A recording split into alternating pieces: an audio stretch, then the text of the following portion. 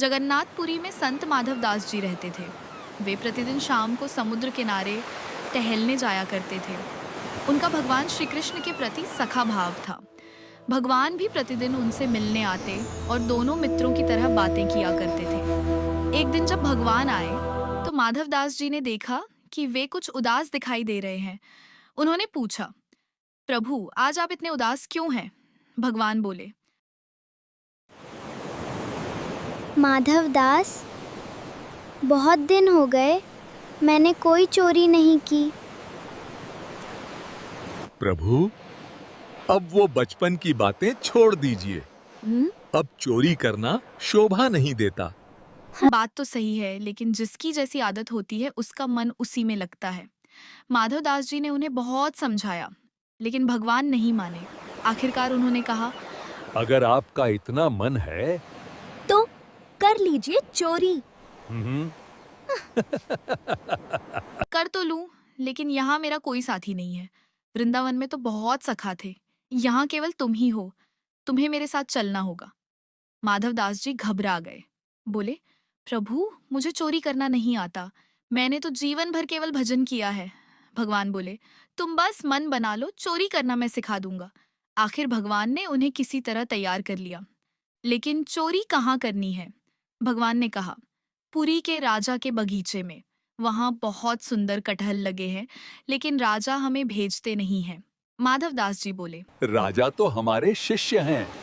मैं उनसे कह दूंगा, वे कल ही कटहल भेज देंगे। चोरी करके पाने का आनंद कुछ और ही होता है। दोनों रात में राजा के बगीचे की ओर चल पड़े। धीरे बोलना, शोर मत करना।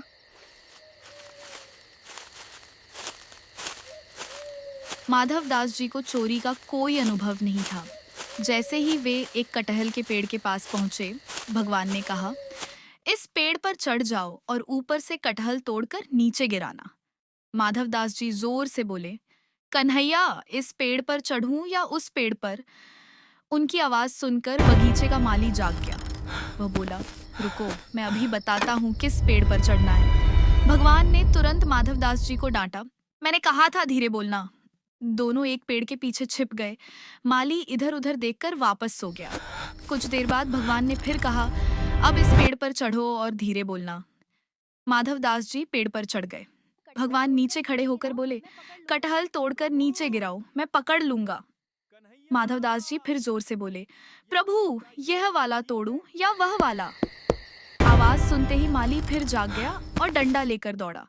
लेकिन इस बार भगवान तुरंत अंतर ध्यान हो गए। माधव दास जी जैसे ही नीचे उतरने लगे, माली ने उन्हें पकड़ लिया और रात भर बांध कर रखा। उसने कहा, सुबह तुम्हें राजा के पास ले जाऊंगा। रात भर माधव दास जी इधर उधर देखते रहे। माली ने पूछा, क्या देख रहे हो? उन्होंने कहा, कुछ नहीं, लेकिन मन ही मन सोच रहे थे कि जो उन्हें यहाँ लाया था वह कहाँ चला गया। सुबह माली उन्हें बांधकर राजा के पास ले जाने लगा। रास्ते में ही राजा मिल गए।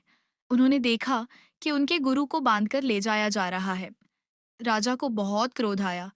वे माली को दंड देने के लिए आगे बढ़े, लेकिन माधव दास जी ने रोक दिया।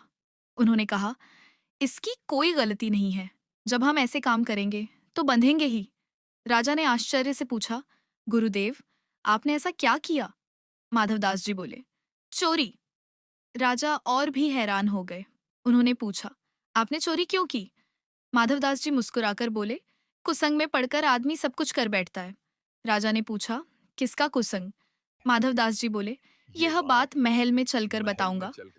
महल पहुंचकर उन्होंने पूरी घटना विस्तार से सुना दी। राजा सारी बात सुनकर भाव विभोर हो गए।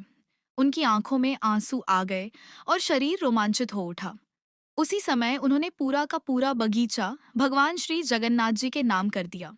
शाम को माधव दास जी फिर समुद्र किनारे पहुंचे। वहां भगवान प्रकट हुए।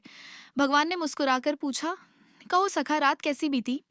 माधव दास जी बोले, प्रभु, हम तो मार खाए, रात भर बंधे रहे और आप बीच में गायब हो गए। ऊपर से एक भी कटहल नहीं मिला। फिर हंसते हुए बोले, लेकिन देखिए, जहां आप एक कटहल भी नहीं ला पाए, वहां मैं पूरा का पूरा बगीचा आपके नाम करवा लाया हूँ।